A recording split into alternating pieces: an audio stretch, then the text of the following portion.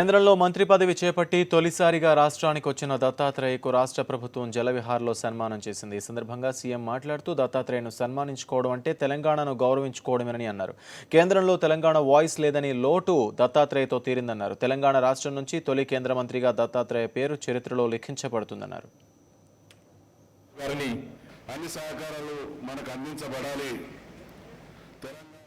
తెలంగాణ రాష్ట్రం అవతరించిన తర్వాత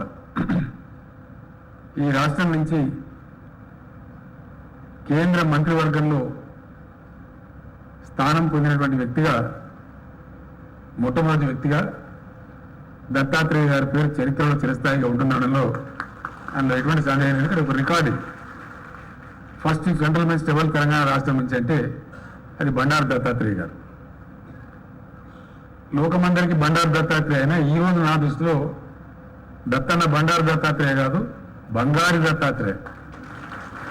ఎందుకంటే మా తెలంగాణ బంగారం ఇలా కేంద్రంలో 4 కోట్ల తెలంగాణ ప్రజల పక్షాన ప్రాతినిధ్యం వహిస్తున్నటువంటి తెలంగాణ వాయిస్